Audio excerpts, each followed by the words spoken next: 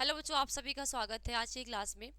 और आज हम एक नए चैप्टर की स्टार्ट करने जा रहे हैं। और वो हमारा जो चैप्टर है वो 10वां, और ये क्लास 11th का। ठीक है। और ये चैप्टर हमारा क्या है बेटा कि कोशिका चक्र एवं कोशिका विभाजन। क्या है? कोशिका चक्र एवं विभाजन। तो बेटा आज का क्लास हमारा क्या है बेटा, ये क्या है? क्लास 11th के बच्चों के लिए भाई, क्लास 11th। क्योंकि हमने 9 चैप्टर हमने बहुत अच्छी तरीके से हम सभी बच्चे ने क्या किया है, आपने मेरे साथ क्लियर कर लिया है। ठीक है। तो आज की क्लास में हम पढ़ेंगे चैप्टर 10 को। कौन सा चैप्टर? 10वीं को पढ़ेंगे। और 10वीं जो चैप्टर का नाम है कोशिका चक्र एवं कोशिका विभाजन। क्या है? कोशिका कोशिका चक्र एवं कोशिका चक्र एवं कोशिका विभाजन। क्या है? कोशिका चक्र एवं कोशिका विभाजन। अभी कोशिका चक्र एवं कोशिका विभाजन है क्या, ये हम समझते हैं। ठीक है। इसको हम कहते हैं cell cycle and cell division. क्या कहते हैं? Cell cycle and cell division. Cell cycle and cell division, ये हमारा क्या है बेटा? कोशिका चक्र एवं कोशिका विभाजन। क्या है? कोशिका चक्र एवं कोशिका विभाजन। अब इसके बारे में हम डिस्कस करते हैं। तो सबसे पहले बेटा मैं आपको बता दूं कि आज की क्लास में सिर्फ हम इसके बारे में क्या देखेंगे, इसके इंट्रोडक्शन को देखेंगे। आज की क्लास में हम क्या पढ़ेंगे? इंट्रोडक्शन को, कि आपको इस चैप्टर के अंतर्गत क्या क्या पढ़नी है। इंट्रोडक्शन यानी हम इसके परिचय की बात करेंगे। क्या? परिचय। कि इस चैप्टर के अंतर्गत आपको कौन कौन सी ऐसी टॉपिक है जो कि आपको ये इस चैप्टर के अंदर पढ़ने होंगे। क्लियर हो गया? क्लियर?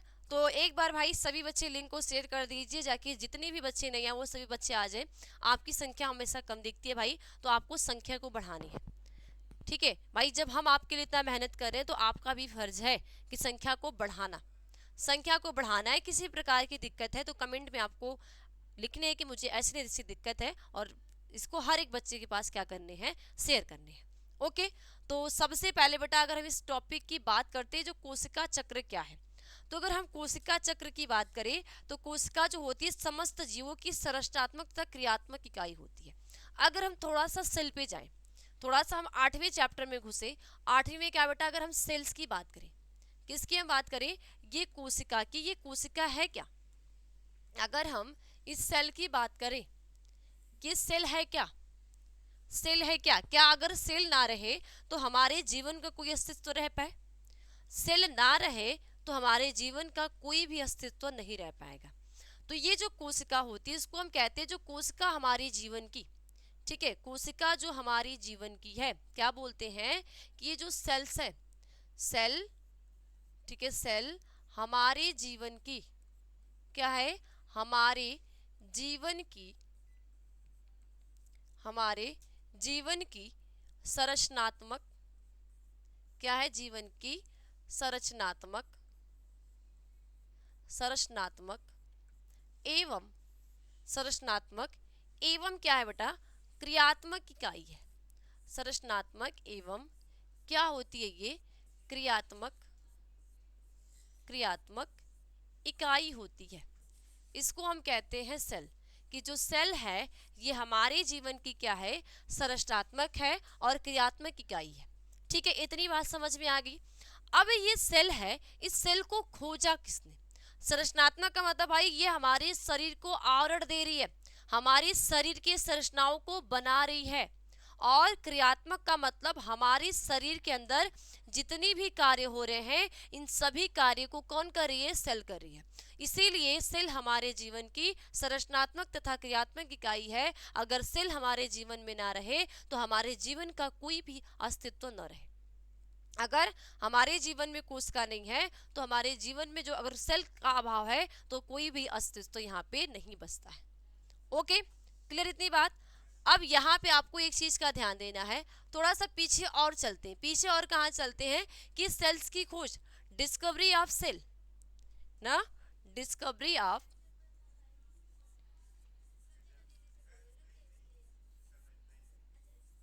सेल, ये जो सेल है इसकी खोज किसने की है? तो आप सभी को पता है बेटा, जो रॉबर्ट हुक है, रॉबर्ट हुक है, ये इन्होंने क्या किया है, कितने सन में भाई, कितने सन में, 1665 ईस्वी में क्या किया है, सेल्स की खोज की है। और इस सेल्स का खोज कहाँ किया है? कार्क के टुकड़े में। कहाँ? कार्क के टुकड़े में किया है। और ये कार्क के टुकड़े में इन्होंने किसके हेल्प से की है? तो ये कार्क के टुकड़े में सूक्ष्मदर्शी यानी कि माइक्रोस्कोप, माइक्रोस्कोप के हेल्प से इन्होंने क्या की है, सेल की खोज की है। और ये है हमारे जीवन की संरचनात्मक और क्रियात्मक इकाई। इसी तरह कौन थे? जो रॉबर्ट ब्राउन थे। कौन थे? रॉबर्ट ब्राउन थे। यानी कि डिस्कवरी, आप अगर हम न्यूक्लियस की बात करें तो जो रॉबर्ट ब्राउन थे उन्होंने क्या किया था भाई, उन्होंने क्या किया था, केंद्र की खोज की थी। कहाँ पे? सेल के अंदर की थी। कहाँ की थी? केंद्र की जो खोज की थी वो सेल के, यानी कि जो सेल के अंदर जो केंद्रक है उस केंद्रक में, उस सेल के अंदर क्या कर दी, केंद्र की खोज कर दी। ठीक है। अब ये कोशिका चक्र क्या होता है? कोशिका चक्र का मतलब ये है कि जो हमारी एक सेल साइकिल, ये जो सेल है ये एक चक्र के रूप में क्या होती है, निरंतर चलती रहती है। तो कोशिका क्या होती है? समस्त जीवों की संरचनात्मक तथा क्रियात्मक इकाई होती है। और एक कोश की जीव एक कोशिका से तथा बहुकोश की जीव बहु कोशिकाओं से मिलकर बने होते हैं। और नई कोशिकाएं जो होती है वो पूर्ववर्ती कोशिकाओं के विभाजन के फलस्वरूप बनती है। यानी एक नई कोशिका है। कभी आपने सोचा बेटा, कभी आपने ये देखते हो जैसे छिपकली है, छिपकली का जो सेल है यानी जो पूंछ वाला भाग है वो कट गया, तो भाई वो पूंछ जो बना था वो भी तो सेल से था। लेकिन आप कुछ टाइम बाद क्या देखते हो, उस छिपकली के अंदर जो उसकी पूंछ वापस से आ गई। कैसे आई? जो वहां की सेल नष्ट हुई है वो वापस से क्या की, विभाजन की। और किसके हेल्प से की? जो पूर्ववर्ती कोशिका नष्ट हुई है उस कोशिका से विभाजन की, और विभाजन करके एक नई कोशिका का क्या कर दिया, निर्माण कर दिया। ये आप बेस एकदम क्लियर रखो। अगर बेस क्लियर होगा तो आगे मैं चैप्टर जब आपको पढ़ाऊंगी, समसूत्री विभाजन क्या है, अर्धसूत्री विभाजन क्या होते हैं, जब ये सभी टॉपिक मैं आपको समझाऊंगी तो वहां पे आपको हर एक टॉपिक अच्छी तरीके से समझ में आएगी। और ये टॉपिक जब नहीं समझ में आएगी तो यहाँ पे भी आपको क्या हो जाएगी, यहाँ दिक्कत महसूस होगी। ठीक है, इतनी बात क्लियर। अब देखो क्या है, अगर एक कोश का जीव की बात करें, ठीक है, अगर हम एक कोशिकी जीव की बात करते हैं, एक कोशिकी नहीं, एक कोशिकी जीव यानी यूनिसेलुलर, सेलुलर ऑर्गेनिज्म की बात करते हैं, तो ये जो यूनिसेलुलर ऑर्गेनिज्म होते हैं ये सिर्फ बने होते हैं एक सेल से। किससे बने होंगे? इनमें जो सेल होगी सिर्फ क्या होगी, एक ही सेल होगी, ना कि दो या दो से तीन या चार होगी। तो एक कोश की जितने भी हमारे वातावरण में या हमारे पृथ्वी पे जितने भी एक कोश के जीव होते हैं उनके पूरे बॉडी का जो निर्माण हुआ होता है वो एक सेल से हुआ होता है। किससे होगा? उनके पूरे बॉडी का जो निर्माण होगा वो पूरा शरीर ही उनका बनेगा एक सेल से। ठीक है। इसके बाद जितने भी बहुकोशिकीय जीव होते हैं क्या होंगे? बहुकोशिकीय जीव। ये तो हमने एक कोशिकी की बात कर ली। दूसरी कंडीशन क्या है? बहुकोशिकी की, बहुकोशिकी की। तो जितने भी क्या है भाई, जितने भी बहुकोशिकीय जीव है, ठीक है, यानी कि मल्टी सेलुलर, क्या है? Multi cellular organism. तो ये जो मल्टी सेलुलर ऑर्गेनिज्म होते हैं ये दो या दो से अधिक यानी बहुकोशिकीय सेल से, क्या बोलोगे, ये इनका जो निर्माण होता है, मानो एक सेल ये है, एक सेल ये है, एक सेल ये है, एक सेल ये है, ये आपस में सब बाइंड होंगी और एक सेल का क्या कर देंगी, एक बड़ी सेल का क्या कर देंगी, निर्माण कर देंगी। इसको हम कहते हैं मल्टी सेलुलर यानी कि बहुकोशिकीय जीव। क्या कहते हैं? बहुकोशिकीय जीव। इतना बेस क्लियर हुआ बेटा आपका। अब आता है कोशिका चक्र। ये जो कोशिका चक्र है, चैप्टर ही हमारा क्या है? कोशिका चक्र एवं कोशिका विभाजन। तो ये अभी कोशिका चक्र क्या है? हम कोशिका चक्र किसे कहते हैं? देखो कोशिका यानी सेल साइकिल को सन 1953 में हार्वर्ड एवं पैले ने प्रस्तावित किया था। क्या लिखोगी भाई? जो सेल साइकिल है, सेल साइकिल है, इस सेल साइकिल को किसने, कोशिका चक्र को किसने भाई? हार्वर्ड एवं पैले ने। किसने? हार्वर्ड एवं पैले ने। कितने वैज्ञानिक ने? दो वैज्ञानिकों ने, एक हार्वर्ड नामक वैज्ञानिक हैं और एक पैले नामक वैज्ञानिक हैं। इन्होंने सन 1953 में, कितने सन में? 1953 में इस कोशिका चक्र को प्रस्तावित किया था। क्या किया था? इस कोशिका चक्र को प्रस्तावित किया था। और इन्होंने बोला कि कोशिका विभाजन की सभी घटनाएं कोशिका द्रव्य तथा कोशिकांग द्विगुणन प्रतिकृति तथा कोशिका वृद्धि के एक दूसरे के समन्वित के कारण होती है। ठीक है, ये क्लियर। अब अगर हम कोशिका चक्र की प्रवस्था देखोगे, है ना, आगे क्या देखोगे कि कोशिका चक्र की प्रवस्था, क्या? सेल साइकिल, कोशिका चक्र की, कोशिका चक्र की प्रवस्था किसकी बात बेटा? कोशिका चक्र की। जब हम प्रवस्था की बात करते हैं तो जो कोशिका चक्र की प्रवस्था होती है, एक अंतरा प्रवस्था होती है। ठीक है, क्या होगी? अंतरा प्रवस्था। अंतरा प्रवस्था के बाद कई सारी इसकी प्रवस्थाएं होती है। ठीक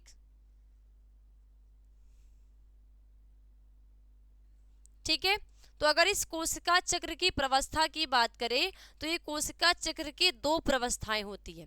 यानी जो सेल साइकिल है, सेल साइकिल की दो प्रवस्थाएं होती है। एक होती है अंतरा प्रवस्था, जिसको कहते हैं इंटरफेज। क्या होता है? अंतरा प्रवस्था। एक को हम क्या कहते हैं? अंतरा प्रवस्था। इस अंतरा प्रवस्था को हम क्या बोलते हैं? इंटरफेज। क्या बोलते हैं भाई?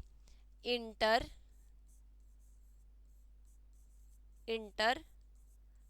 कहते हैं। क्या बोलते हैं? इंटरफेज कहते हैं। और दूसरी प्रवस्था कौन सी आती है? एम प्रवस्था, जिसको हम एम फेज कहते हैं। दूसरी क्या आती है? पहली है अंतरा प्रवस्था, दूसरी है एम प्रवस्था। क्या है? एम प्रावस्था। और इस एम प्रावस्था को हम कहते हैं एम फेज। क्या बोलेंगे? M phase.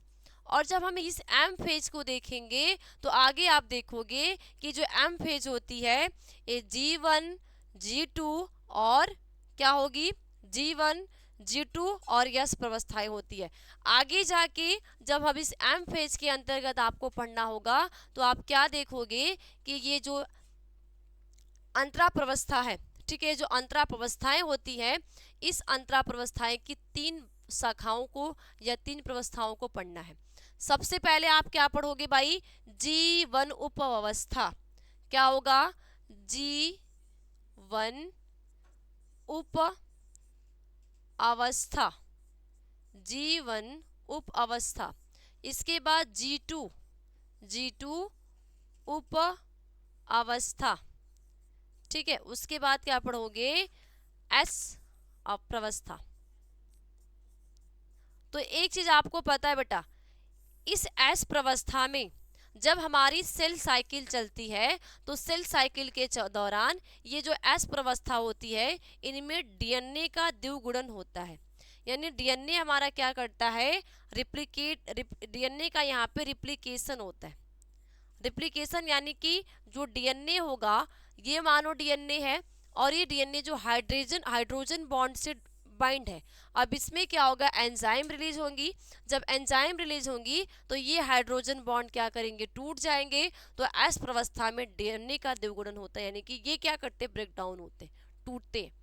जब टूटते हैं तो एक नए डीएनए का क्या होता है? निर्माण होता है। ठीक, तो ये आप पढ़ोगे इस प्रवस्था के बारे में। यानी जब पढ़ोगे कोशिका चक्र की प्रवस्थाएं तो कोशिका चक्र यानी जो सेल साइकिल होती है दो फेज में होती है। एक इंटरफेज जिसको हम अंतरा प्रवस्था कहते हैं, एक एम प्रवस्था जिसको हम मेटाफेज कहते हैं। एम प्रवस्था हम इसको एम फेज को मेटाफेज कहते हैं। ठीक है, क्लियर। अब इसके बाद ये जो इंटरफेजेस की तीन आप उपअवस्थाओं को पढ़ोगे, और तीन उपअवस्थाएं क्या है, G1, G2 और S। तो S में क्या होता है, डीएनए का रिप्लिकेशन होता है, डीएनए का प्रतिलिपिकरण, सॉरी डीएनए का क्या बोलेंगे, प्रतिलिपिकरण, यानी कि वो अपनी कॉपी बनाएगा।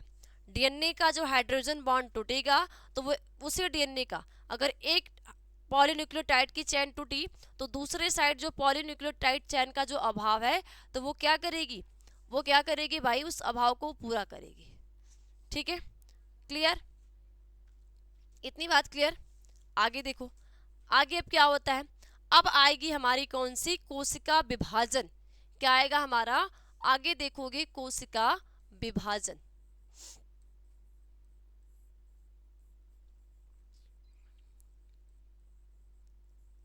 अब इस कोशिका विभाजन में आप क्या देखोगे भाई, कोशिका विभाजन।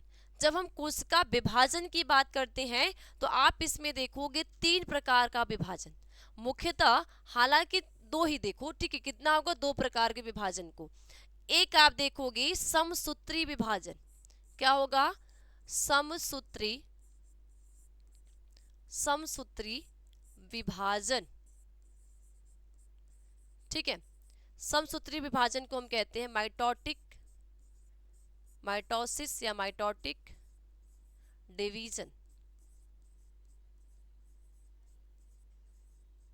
ठीक है। और दूसरा क्या है, अर्धसूत्री विभाजन।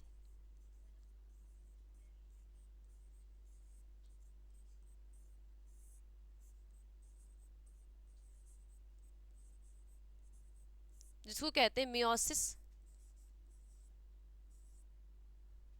Meiosis division. क्या पढ़ेंगे, मियोसिस डिवीजन को, यानी कि इसमें अर्धसूत्री विभाजन कैसे हो रहा है, समसूत्री विभाजन कैसे हो रहा है, ठीक है। अब समसूत्री विभाजन जब देखेंगे तो समसूत्री विभाजन के साथ साथ हम कई सारे व्यवस्थाओं को देखेंगे, है ना। जब हम समसूत्री देखेंगे तो इनमें आप देखोगे पहले कैरियोकाइनेसिस और दूसरा क्या देखोगे, साइटोकाइनेसिस। इस समसूत्री विभाजन के अंदर ध्यान दो, इसमें हमें दो चीजों को देखना है।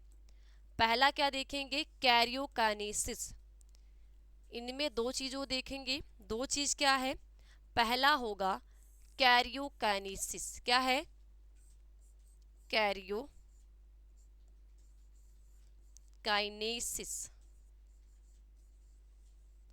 और दूसरा है कैरियोकाइनेसिस और एक होता है आपका साइटोकाइनेसिस, साइटोकाइनेसिस, साइटोकाइनेसिस।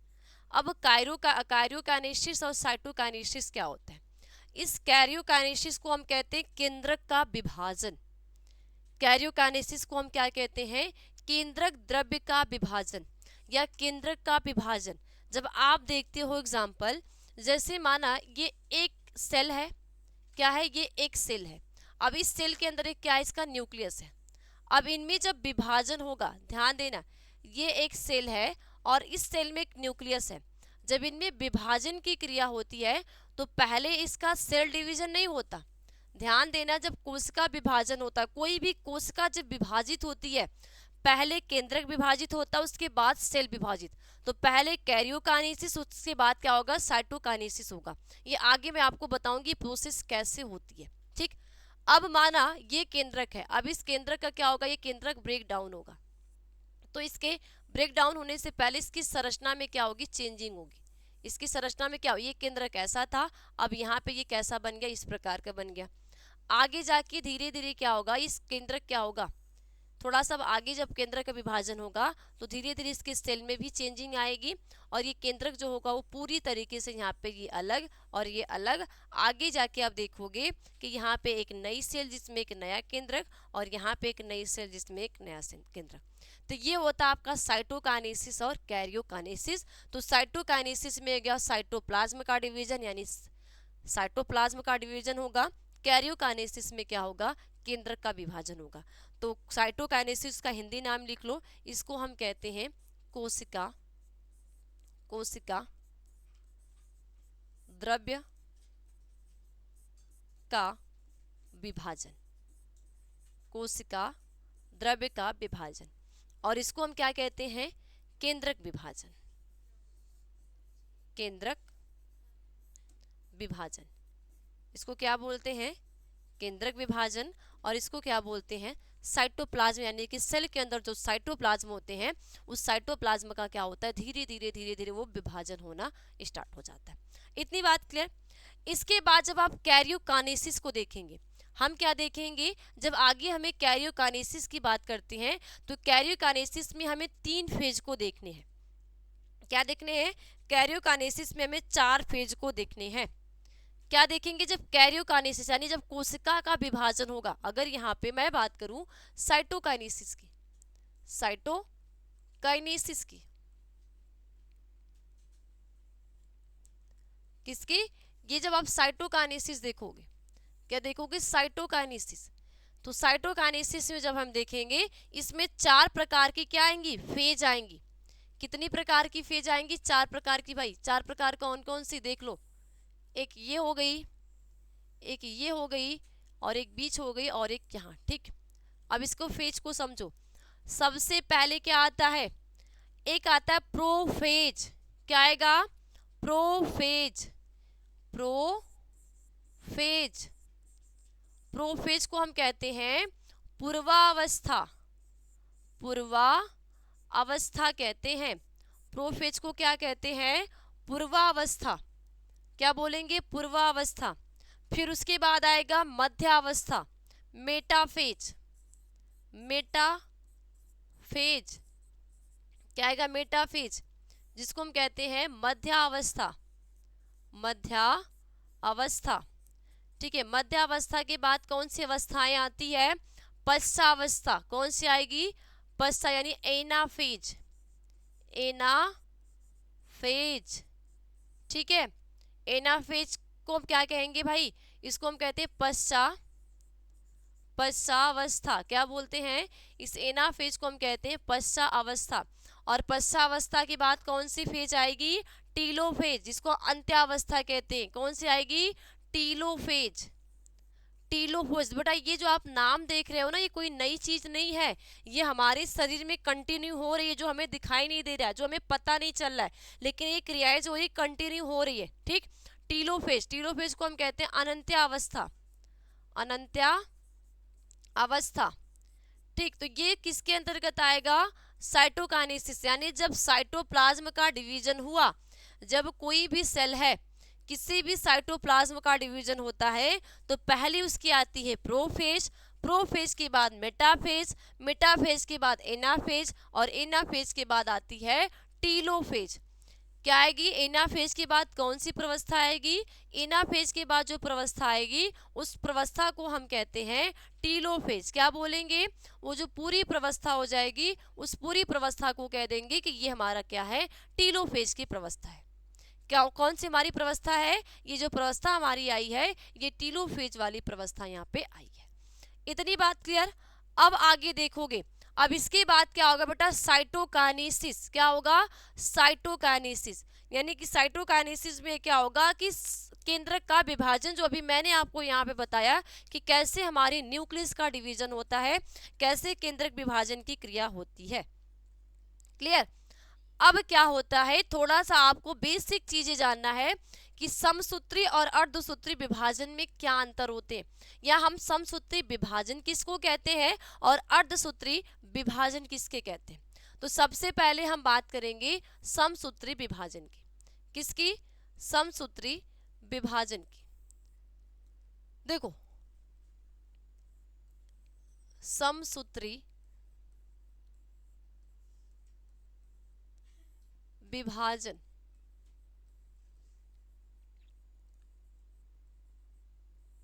ठीक है, समसूत्री विभाजन, और यहां हम ले लेते हैं अर्धसूत्री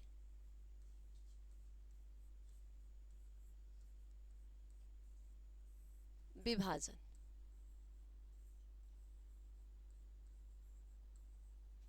अर्धसूत्री विभाजन और समसूत्री विभाजन। अब अर्धसूत्री और समसूत्री विभाजन में होता क्या है आपको ये देखने। देखो, अब हम अगर समसूत्री विभाजन की बात करें, हम क्या करें, समसूत्री विभाजन की अगर बात करते, मानो बात, ये एक जो समसूत्री विभाजन में क्या होता है कि एक मातृकोशिका है। क्या एक मातृकोशिका, क्या एक मातृकोशिका है। अब इस मातृकोशिका में जो गुणसूत्रों की संख्या क्या है, 2n है, 2n है। और ये जो मातृकोशिका है जिसको हम कहते हैं मदर सेल, आप मदर सेल भी लिख सकते हो, मदर सेल। और ये जो मदर सेल हमारी क्या है, 2n है, क्या है, 2n है। अब इनमें जब समसूत्री विभाजन होगा तो यहाँ पे समसूत्री विभाजन क्या होता है, माना ये 2n है तो इनमें जब विभाजन होगा तो ये दो बराबर एक से कितने बनेंगे, दो बनेंगी। तो ये 2n हो गई और ये 2n हो गई। तो ये जो दोनों सेल्स है, ये दोनों जो कोशिकाएं हैं, इन दोनों कोशिकाओं को हम क्या कहते हैं, ये हमारी क्या है, पुत्री कोशिका। क्या हुई, पुत्री कोशिका। अब आपने यहाँ पे क्या देखा कि संतति कोशिका में यानी जो मातृ कोशिका है उसमें गुणसूत्रों की संख्या कितनी थी, 2n थी, यानी कि 46 थी, द्विगुणित यानी कि 46 थी। तो इनकी जो संतति बनी, इनकी जो संतति आई तो इनमें जो गुणसूत्रों की संख्या 46 ही आई और इसमें भी क्या आई, 46 ही आई। यानी कि एक से दो संतति जब बनी, जब संतति का निर्माण हुआ तो ना तो यहाँ आकार में चेंज हुआ, ना तो यहाँ पे क्या हुआ, उसके गुणसूत्र में चेंज हुआ। इसीलिए जब आप देखते हो अगर छिपकली है, अगर उसकी किसी भी कारणवश पूंछ कट जाती है तो उसकी जो पूंछ आती है तो ऐसा नहीं होता है कि जैसे उसकी पूंछ पहले रहती है वो आती है तो चेंज हो जाती है। ये इस तरह की कोई भी घटनाएं नहीं होती। जैसे पहले उसका जो आड़ होता है, जिसका जो रंग होता है, जो रूप होता है, जैसी उसकी संरचनाएं होती है, जैसे उसके अंदर जेनेटिक मटेरियल होता है, सारी चीजें उसमें भी वही आती है, वो वहां पे चेंज नहीं होता। तो अगर वापस से आगे देखें, इनमें जब वापस से ये जो पुत्री कोशिका, अब भाई ये पुत्री कोशिका कभी तो मातृ कोशिका बनेंगी। जैसे अगर हमारे पेरेंट्स ने हमें जन्म दिया है तो हम भी फ्यूचर के पेरेंट्स बनेंगे, हम भी अपने आगे संतति को बढ़ाएंगे। क्योंकि जनन आप पढ़ो ना, जनन क्या है, जनन एक ऐसी क्रिया होती है जिससे कोई भी जीव, एक कितना छोटा जीव है और एक विशाल जीव है, वो अपनी संतति को बनाए रख रहा है, अपने संतति की, उसके संतति के जाति का जो अस्तित्व है उस अस्तित्व को क्या रहा है, वो बनाए रख रहा है, जिससे कि हमारा अस्तित्व खत्म ना हो। जब आप देखते हो भाई रेड डाटा बुक के अंदर जो विलुप्त प्राणी हैं, इसका मतलब ये होता है कि उनके जो जाति थी उन्होंने रिप्रोडक्शन करना कम कर दिया। यानी कि चाहे वो कोई भी हमारा वातावरण से प्रभावित हुए हैं, उनके अंदर रिप्रोडक्शन नहीं हुआ, धीरे धीरे उनकी जातियां क्या हो गई, विलुप्त हो गई। ये समझते हो आप ना। तो यहाँ पे क्या हुआ, इस मातृ कोशिका से क्या बनी, यहाँ पे पुत्री कोशिका यानी कि डॉटर सेल क्या बन गई, ये बन के क्या हमारी तैयार है, डॉटर, ये डॉटर सेल बन गई। अब मानो ये डॉटर सेल कभी तो मातृ कोशिका बनेगी। अब इनमें भी क्या करेंगे, जब ये विभाजन की क्रिया को दर्शाएंगी तो देखो क्या होगा, ये 2n बनेंगी, ये 2n ही बनेंगी, ठीक है, 2n 2n यहाँ पे भी बनी तो क्या बनी, 2n, ठीक है, यहाँ पे भी बनेंगी तो कैसी बनेंगी, 2n। और इनमें जो गुणसूत्रों की संख्या होगी, इनमें भी 46, इनमें भी 46, इनमें भी 46 और इनमें भी 46। यानी कि ना तो इसके आकार में चेंज हुआ, ना तो इसके आकार में चेंज हुआ और ना ही इसका जो जेनेटिक मटेरियल यानी जो इनका आनुवंशिक पदार्थ है, आनुवंशिक पदार्थ ये क्या है, इसका भाई जो क्रोमोजोम है, ये जो क्रोमोजोम है, इसके क्रोमोजोम में भी किसी भी प्रकार की चेंजिंग नहीं हुई। ठीक, इतनी बात क्लियर। तो ये हो गया अर्धसूत्री, यानी अर्धसूत्री में आप क्या बोलते हैं कि अर्धसूत्री विभाजन में जैसी मातृ कोशिका होती है वैसे ही संतति कोशिका होती है, ना तो उसके आकार में चेंज होते हैं, ना तो उसके गुणसूत्रों की संख्या में चेंज होते हैं। इसे हम कहते हैं समसूत्री विभाजन। क्या कहते हैं, समसूत्री विभाजन कहते हैं। ये आगे मैं आपको एक एक टॉपिक को पढ़ाऊंगी, ये तो हमारा एक इंट्रोडक्शन के तौर पे कि आप बेसिक चीज़ें, अगर आज की क्लास में आपका बेस क्लियर होगा तो जब मैं टॉपिक पढ़ाऊंगी तो आपको दिक्कत महसूस नहीं होगी। अब दूसरा हम बात करते हैं अर्धसूत्री विभाजन की। अब अर्धसूत्री विभाजन में क्या करते हैं, मान लो हम यहाँ पे क्या ले लिया, मातृकोशिका, हमने क्या ले लिया, हमने ले लिया मातृकोशिका, क्या लिया हमने ले लिया मातृकोशिका। और ये मातृकोशिका क्या है, 2n है, यानी कि इनमें गुणसूत्रों की जो संख्या है वो कितनी है, 46 है। अब इस मातृकोशिका से जब हम पुत्री कोशिका बनाएंगे, इनसे क्या बनेंगी, दो पुत्री कोशिका बनेंगी, ठीक है। तो यहाँ पे क्या हो जाएगी बेटा, आधी हो जाएगी, यानी इनकी संतति जो बन के आएगी ये यन और ये यन क्या होंगी, यन और यन क्या हो जाएंगी, एन और यन में चेंज हो जाएंगी। कैसे चेंज होंगी, यन और यन में चेंज हो जाएंगी, यानी कि ये जो दोनों इनकी पुत्री कोशिका बनी, ये जो पुत्री कोशिका बनी, इनमें क्या हुई, गुणसूत्रों का चेंज हुआ, यानी कि ये आकार में तो ठीक है, आकार में भी चेंज होंगी, इनके आकार रंग रूप में भी चेंज होगा। ध्यान देना, समसूत्री विभाजन में ना तो आकार में चेंज होता है ना तो गुणसूत्र में चेंज हो जाता है। अर्धसूत्री विभाजन में आकार में भी चेंज होते हैं और गुणसूत्रों की संख्या उसकी मातृकोशिका से पुत्री कोशिका में गुणसूत्रों की संख्या आधी हो जाती है। आपने यहाँ पे देखा ये 2n है, गुणसूत्र की संख्या 46 है, तो इनकी जो डॉटर सेल आई उनमें क्या हो गई, n और n बनी, और इनमें गुणसूत्रों की जो संख्या हो जाएगी वो क्या होगी, 23, और यहाँ पे 23 कितनी हो गई, 23 और 23। अब क्या होगा, ये तो हुआ बेटा अर्धसूत्री फर्स्ट, अर्धसूत्री फर्स्ट विभाजन हो गया। अब यहाँ पे थोड़ा सा आपको ध्यान देने की बात है। ध्यान देने की बात क्या है कि जब आप समसूत्री में देखते हो तो चाहे अर्धसूत्री, समसूत्री, फर्स्ट, सेकेंड, थर्ड, यानी कितनी भी बार ये सेल डिवाइड हो, कितना भी बार ये कोशिका का विभाजन होगा, सेल का डिवीजन होगा, लेकिन ना तो उसके आकार में, ना तो उसके रंग में, ना तो उसके गुणसूत्र में किसी भी प्रकार की चेंज नहीं होगी। लेकिन अर्धसूत्री विभाजन में क्या होगा, अगर मातृकोशिका में गुणसूत्र की संख्या 2n है यानी 46 है, तो उनकी जो पुत्री कोशिका आएगी उनमें गुणसूत्रों की संख्या कितनी हो जाएगी, मातृकोशिका की आधी, यानी 2n से nn और 23 हो जाएगी। अब मानो ये जो संपुत्री कोशिका आई, ये क्या करेंगी, वापस से जब इनके अंदर विभाजन होगा, इस पुत्री कोशिका में वापस से जब ये क्या करेंगी, विभाजन की क्रिया दर्शाएंगे।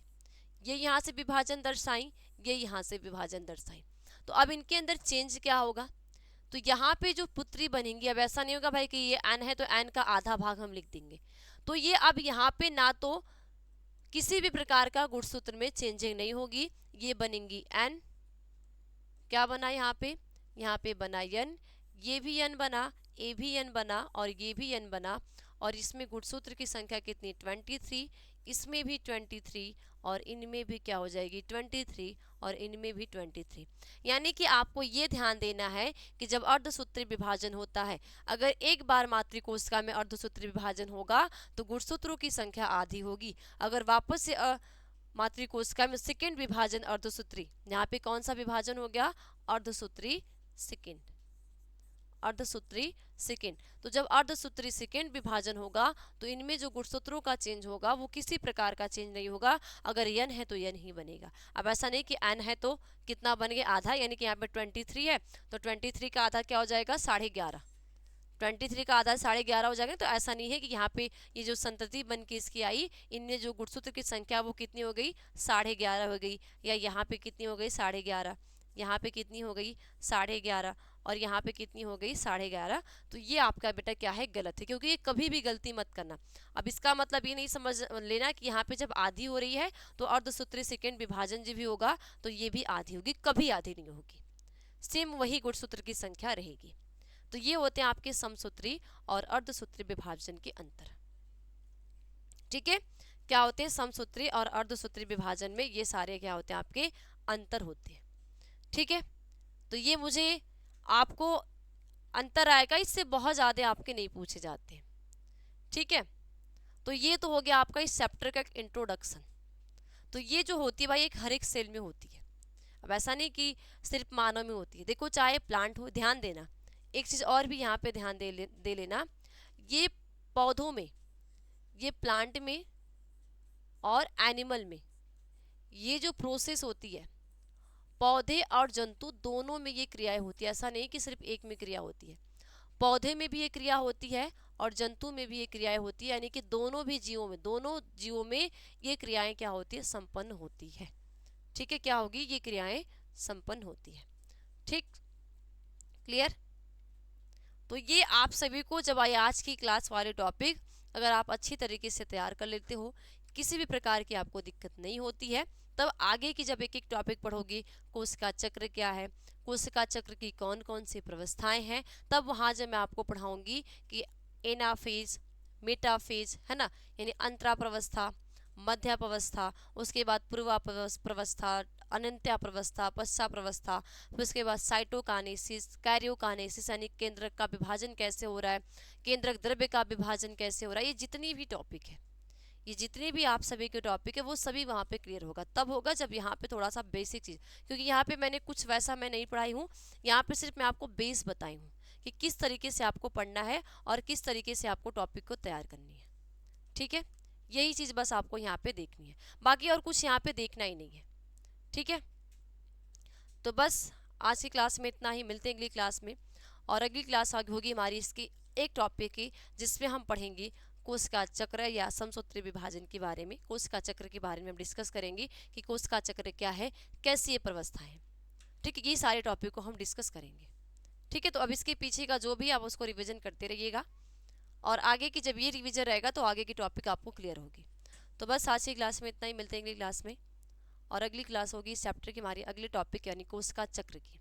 और इस कोशिका चक्र के अंतर्गत हम इन तीनों व्यवस्थाओं को यानी कि एनाफेज को पढ़ेंगे और मेटाफेज को पढ़ेंगे, और एनाफेज मेटाफेज के साथ साथ इसके अंदर जो जीवन फेज होते हैं, है ना, जीवन फेज, G2 फेज और यस फेज, यानी कि जो अंतरा प्रवस्था है, तो इसमें जीवन फेज में क्या हो रहा है, एस फेज में क्या हो रहा है। तो अभी एस फेज का इतना ही ध्यान दे लो कि जब एस फेज की प्रवस्था चलती है, उसमें जो हमारा डीएनए होता है वो रिप्लिकेट करता है, उसमें डीएनए का प्रतिलिपिकरण करता है, यानी कि जब डीएनए क्या होगा, उसका हाइड्रोजन बॉन्ड टूटेगा तो वो अपने जैसे नए डीएनए बनाने का कार्य करेगा।